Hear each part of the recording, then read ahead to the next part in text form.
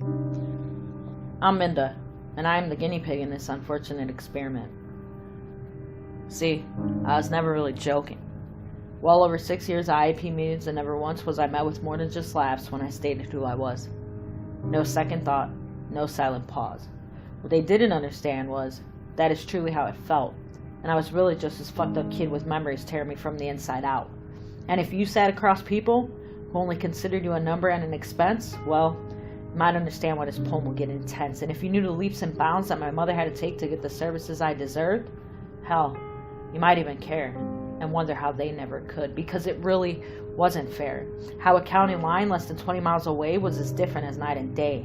How poor and poverty-stricken lives can affect your success. It can really be the difference between life and death, because in one district, I cost too much.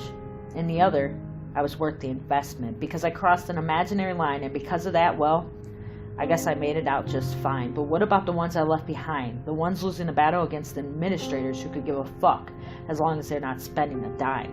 What about that teen who looks awfully a lot like me? What about that kid surrounded by empty glares, feeling like that guinea pig? And don't tell me I'm not speaking truths. I couldn't count how many of us are buried or serving time solely based on our youths. A system literally designed to watch us fail. Don't believe me? Ask Drexler. She would tell you exactly how much it costs to help you out of your hell. See, 201 put their budget before my life. Again, don't believe me? I'll go to war with records showing I was on the brink of death by suicide, hospitals and referrals from psychiatrists that were continuously ignored and pushed aside. And if least restrictive environment is what comes to mind, again, believe me, over 3 years worth of nearly identical interventions can never be legally justified, regardless of your own personal opinion on whether a medical professional holding a PhD was qualified. And near the end, I sat in a room with teachers and nurses prepared to fight. And then they walked in, and the people I counted on lost their might, shut down by people who still don't lose a second of sleep at night. And 15 years later, yeah, it's still a problem, still something my fully recovered brain just can't fathom. Because I remember the days after that defeat, and I swear I will never forget the sinking feeling sitting in that seat. Never forget how it felt to know money was worth more than me. And afterwards, I was told I had one more chance, a meeting with the director to plead my stance. Tell me how a 16-year-old even begins to plan, even begins to think about taking a stand. And there were only two good apples in a whole rotten bunch, and if it wasn't for them, again, I probably wouldn't have amounted to much. And they both told me I had a way with words, so I wrote some worthless letter. Can you take a guess on how that meeting ended? I didn't even get the opportunity to pull the folded sheet of loose leaf out my sweater. So I suffered through each and every hour, sitting stuck in the same desk because of the evil, greedy people in power. And I swear I barely made it to the day my mom and I packed up to move. I was hardly breathing the day I left that school. And when the transfer was final, she looked me dead in the eyes with a conniving-ass smile and left me with one more dagger to add to the pile. With each syllable laced with malice and disdain, she deliberately stated a sentence with no regard for my pain, and she said, "Minda, you can't always get what you want." And I felt the anger make my body hot, but she was just being honest. In that fucking district, I definitely would not. So I turned and walked out of her office without a peep. No rebuttal, no crock of shits. No swear words went through my gritted teeth. Such a different demeanor than the rageful teen, filled with screams, she had always seen. And I swear I made a promise at that very moment that if I ever survived, even though I truly believed I couldn't, I would never forget. And I would also make sure that they wouldn't. Look, I wasn't innocent.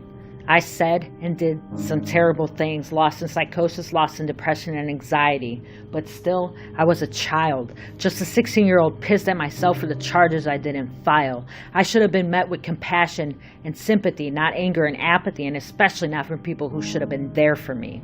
It really has been 15 years. I'm very luckily alive. Still, some nights, I can still taste the saltiness of all those tears then, even though they have completely dried.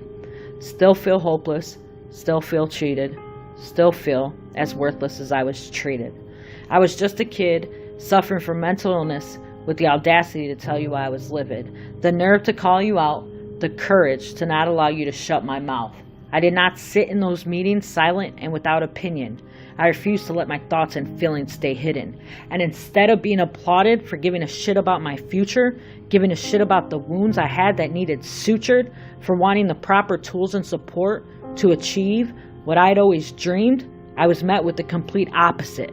Met with adults filled with hatred and indifference, counselors and social workers who were complacent about more than just my placement, and ultimately a disgrace to the special in education.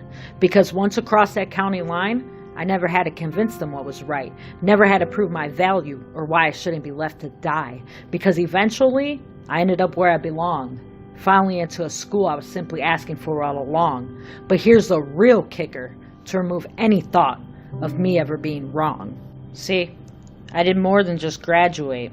In fact, I accepted my diploma with straight A's across the board, and over a decade later, I won't lie, I still have every gold honor roll award, and each one still sits in the same trunk in my garage, slightly hidden away behind common household junk, and intertwined with transcripts of IP records from the beginning of time, from the very first one to the very last. Like I said, I refuse to forget any part of my troubled past. And those two good apples, heck, they nailed it right on the head, even when that letter was never read.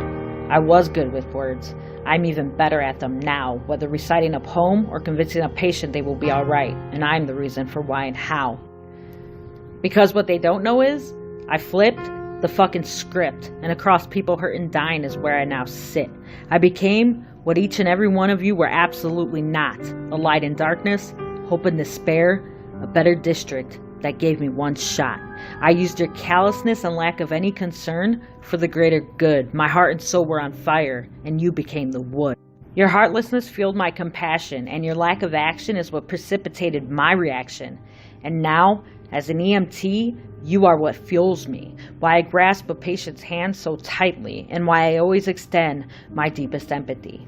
I strive to be who I needed at that time to make a difference in each of their lives, because there is a reason why I survived.